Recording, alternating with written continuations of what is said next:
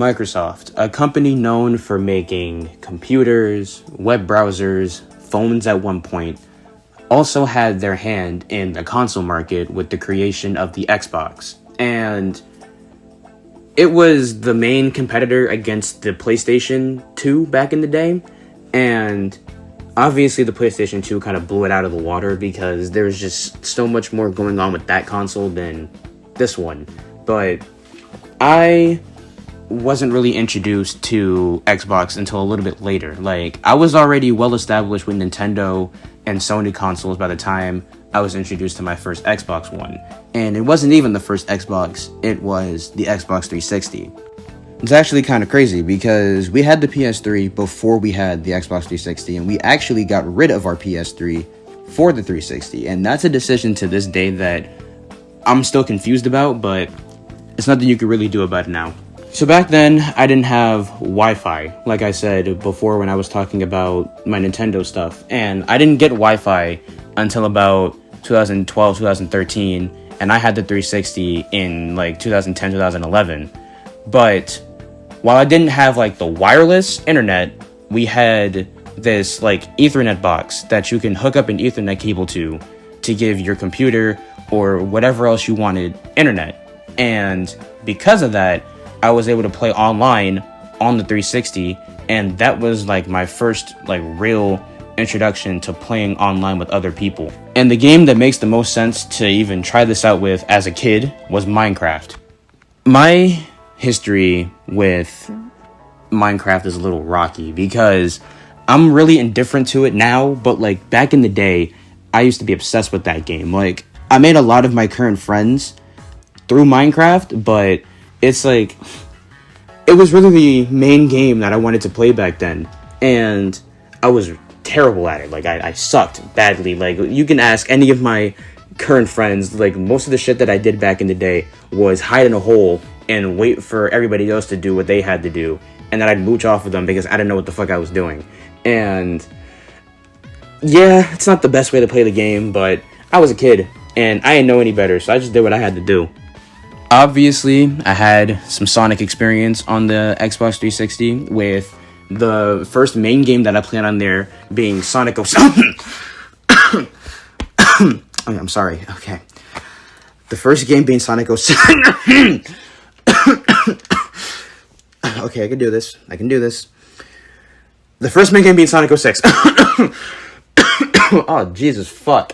All jokes aside, back in the day, I used to think 06 was the shit because it was a game that had all of these different characters and it had these different stories going on, and things seemed a little bit more serious than Sonic usually does, and I thought it was so cool. And then I found out later on that it's so not, and I felt like a fool for thinking it was cool. But I don't know. Nowadays, I go a little bit easier on 06 because of other things that exist, but back then, I never really knew the gravity of 06's sort of shitty impact that it had on the Sonic fan base. But, you know, you live, you learn. That's a Sonic reference because there's a Sonic song called Live and Learn. But you live and learn, and you grow from it. The other Sonic game that I owned on the 360 was obvious. It was Sonic Unleashed. And to this day, I'm not going to say that because that's a lie, but at some point, Sonic Unleashed became my favorite 3D Sonic game and my favorite Sonic game of all time, and it still is. But I really thought that this game was amazing back then. I still think it's amazing now. Even when I was younger, I never really saw the werehog as a problem, and I still don't really see it as an issue now. But I just wish that the game had gotten better reviews back in the day. Like, obviously, again, as a kid, I didn't really care or know about any of that sort of stuff going on because I rarely had the internet at my disposal to begin with, so I had no reason to know or care. But when you learn as you get older, it's like, damn, I really wish these games that I liked had better reviews back then, but you can't really do anything about it now. Oh man, and this is where we start getting a little more edgy with our little selection of games, because usually when you're a preteen or like about to be one, your parents don't really want you playing all these games that have like all this violence and guns and blood and shooting and all this stuff. And that wasn't really the case in my household, because I was introduced to Call of Duty, Battlefield, Saints Row, and GTA around that age. So Saints Row, to this day, is still one of my favorite video game franchises of all time. And my favorite game in the series, and probably one of my favorite games of all time, is Saints Row the Third. I know people usually talk about the praise of Saints Row 2, but Saints Row the Third was my come up, and that's what I fucks with heavily. And when I heard the game was getting remastered on Xbox One and all the other current consoles, I got hyped because I really wanted to play that game again with updated graphics and textures and all of that.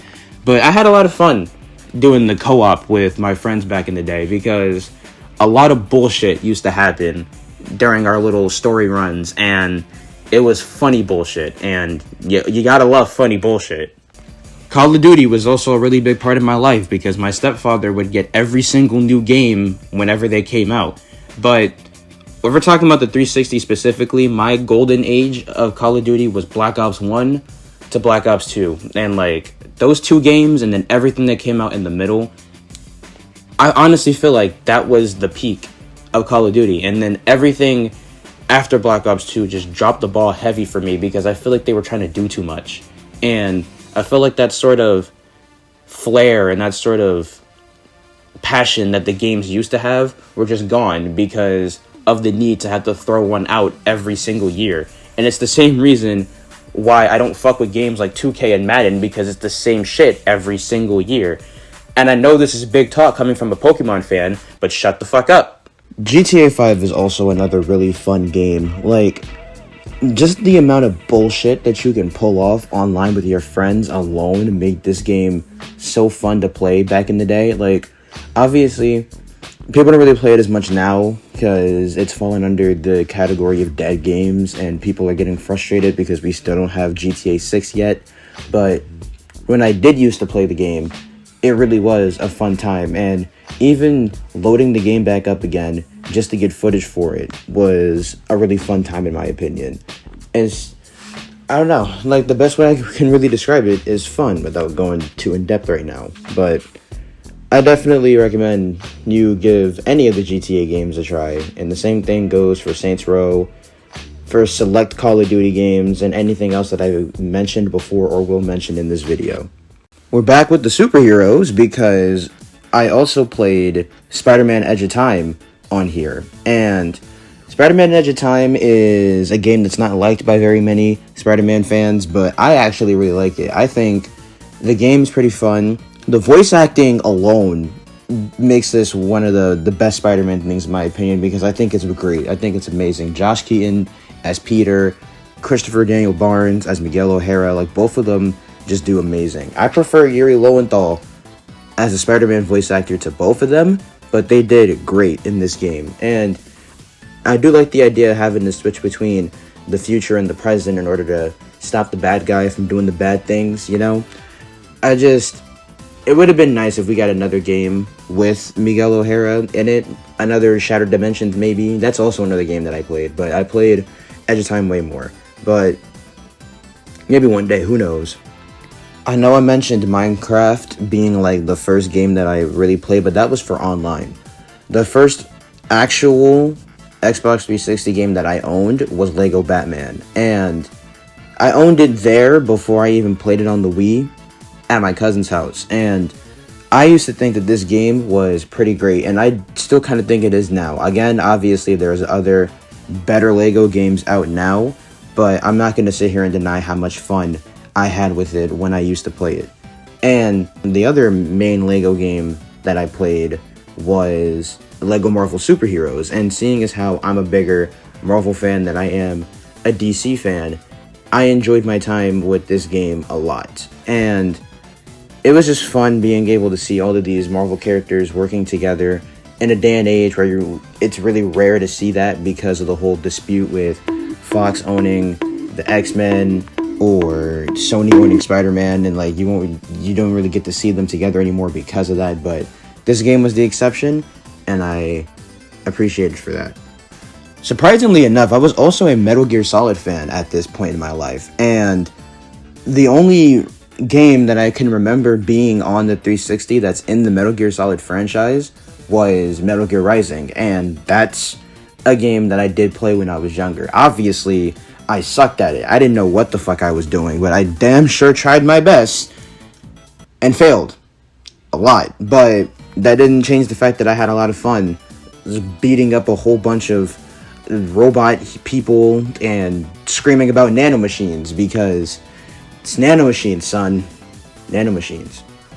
Got my introduction to the Street Fighter series on the 360 with Street Fighter 4, and to this day, Street Fighter 4 remains my favorite game in the franchise. Like, I like it more than the beloved Third Strike. I like it more than the mid Street Fighter 5. Like, Street Fighter 4 was a really good game in my opinion, and it still is to this day, and it's my preferred Street Fighter of choice. If people were to ask me to go back and play a Street Fighter game, it would be that one.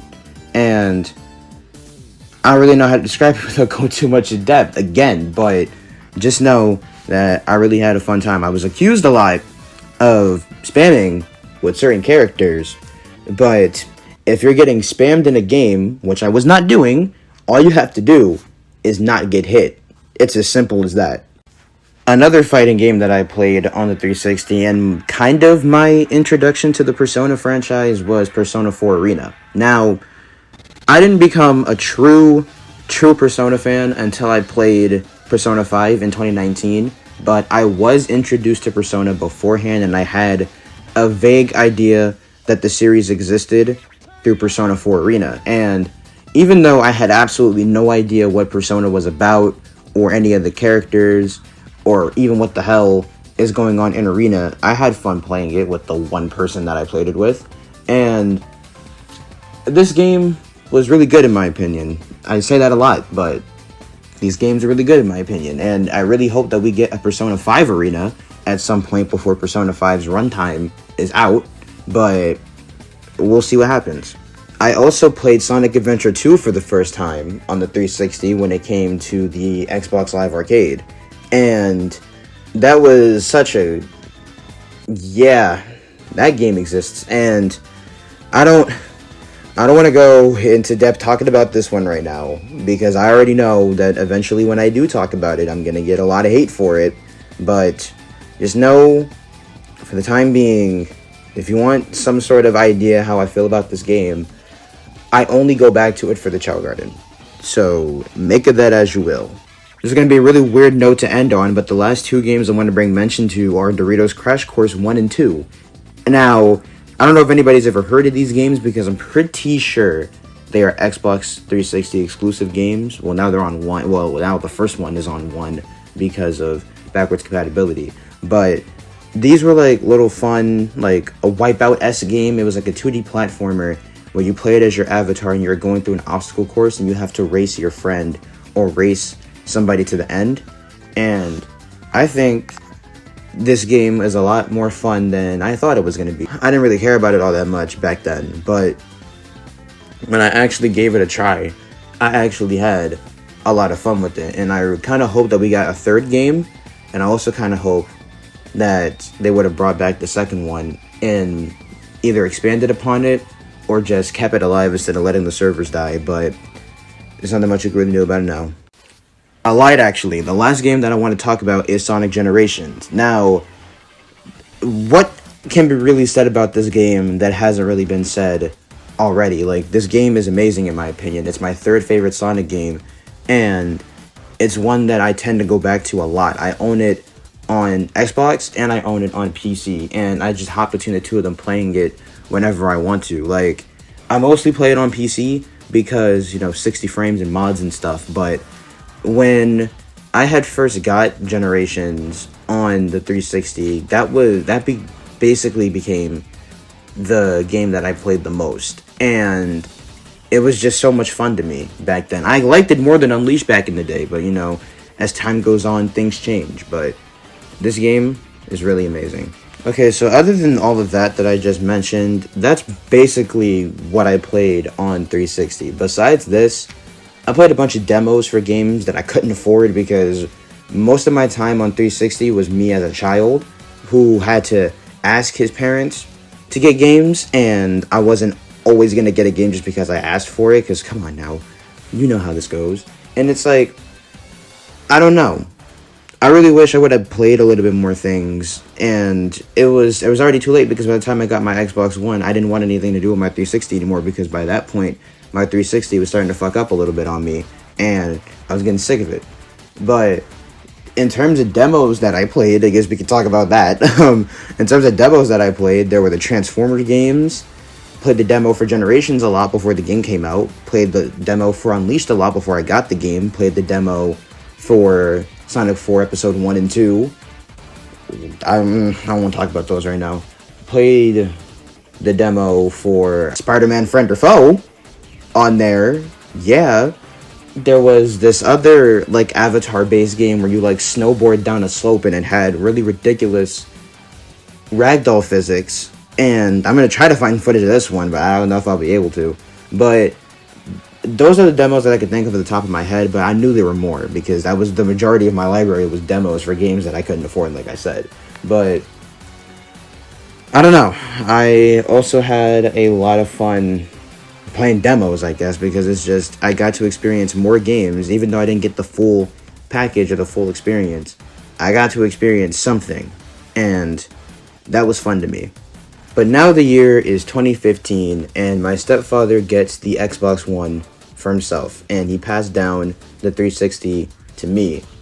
And this is around the time, though, that a lot of my friends were switching from 360 to One, and sooner or later, I was the only one who still had a 360.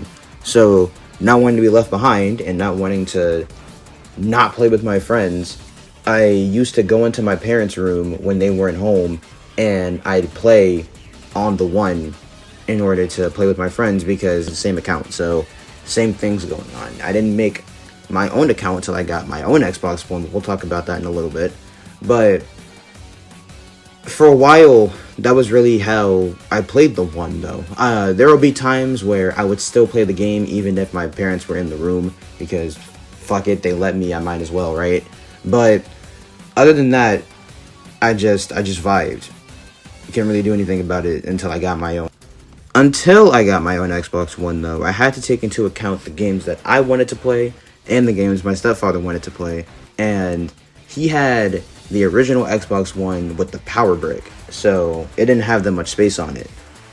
The games that I ended up playing the most while using it were the Xbox One edition of Minecraft, GTA 5 again, Ultimate Marvel vs. Capcom 3, I got into that, and Overwatch. But we will get to that later. And then there was me finally getting my own Xbox One randomly on some random day in 2017. This is where we segue into talking about a game that is a little in my eyes, and that's Overwatch. Overwatch is one of those games where it's like, I don't know if this is just a me thing, but do you ever have that game that you hate, but you still find yourself going back to play it regardless of how much you despise it? Yeah, that's me with Overwatch. Like, I'm not going to sit here and act like I didn't feed on Overwatch at some point, because I did, and you can ask any of my friends that I did, because that used to be the only game that I played for a little bit. Like, I had other games to play, obviously, because, again, downloaded them off of the other accounts, but Overwatch was, like, the main one that I played every day, like, every day after school, on the weekends. Like, there would be times where me and my boy would link up, and we would go on competitive, and that was even when I tried to be good and competitive at some point. Like, I don't know what was good with me in that game, but another thing I can't really deny happened through Overwatch was me meeting a lot of friends. Granted, do I still talk to some of those friends? No, because it could have been either a falling out in some cases, or it was one of those cases where you meet somebody on a game, you friend them thinking you're going to play with them again, and then you never talk to them again because you somewhat forget that they were on your friends list to begin with. That's me. I go through my friends list every day on Xbox, and I see so many people in there that I forgot adding, but I'm also too lazy to get rid of them, so I don't move them. And on top of that too, my friends also changed their gamer tags a lot too, because it could have been somebody on there that I accidentally removed who was actually someone that I spoke to, but I didn't know because their gamer tag changed. But life happens. Anyway, Overwatch. Again, can't get too in-depth on how I feel about this game, besides what I've said already, because I also plan to do a really in-depth review on this game in the future. But just from what I said already, well, going off of what I said already, I can't stand this game, but for some reason I keep going back to play it, and I feel like that's going to be me for a while until Overwatch 2 comes out. Whenever Overwatch 2 comes out.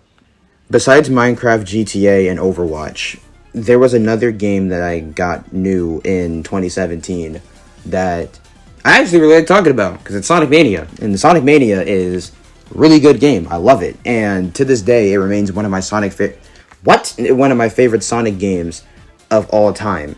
And it was nice to go back to the classics for a little bit before they started overdoing it and making me want to get upset because they want to keep throwing nostalgia in our faces all the time. But back then, the whole novelty of it, just seeing all of these remix zones and also seeing the new ones, and then playing classic Sonic again, just like how you used to back in the day, it felt nice. It felt nice. And it should have just stuck with that instead of throwing classic Sonic everywhere else afterwards, but we'll talk about that in a little bit. And by a little bit, I mean right now, because the other game that came out in 2017 that I played was Sonic Forces, and I fucking hate this game. Oh boy. Oh boy, oh boy, oh boy, oh boy, I cannot stand this shit. Oh, I would rather play 06 17 times back to back, making sure I get every S rank and every gold medal in Soliana before I even think about going back to Forces again. I cannot stand this game, and before I get angry and I start going on a rant about how much I don't like this game, I'm going to stop talking about it right now and save my opinions for later. Quick disclaimer, if I sound different throughout the rest of this video, it's because during the first recording session of this video and this one, I caught a cold, and catching a cold usually fucks with your voice and makes you sound a little bit different, but I don't know how obvious it's going to sound when you listen back to it, or when I listen back to it, but just a little heads up. Last big game that I remember buying on the Xbox One was Rocket League. There's not really much you can say about this one. It's car soccer. It's pretty much it. So yeah, after Rocket League, I basically stopped buying games because there really wasn't anything else coming out that I was really interested in on Xbox. But Microsoft decided to grace us one day with the greatest thing that they have ever created on this fucking earth, and that's Game Pass. Game Pass is a subscription service that was added on to Xbox Live Gold that gives you over 100 free games to choose from whenever you feel like it, as long as you have the subscription. And something like this is just fantastic. And the fact that Nintendo and Sony haven't done anything like this is kind of mind-boggling. The closest they've gotten was Nintendo Switch Online, but that's literally only like NES and Super Nintendo games. And then PlayStation Now, but that's emulation. And if you have a trash internet connection, you're not going to have a fun time trying to play basically any game on there. Xbox, on the other hand, decided to give you the actual full game for free as long as you have the subscription service. And it comes tied in with Gold, like I said before. So when you're paying for your regular online subscription to play with your friends, you get this as part of it.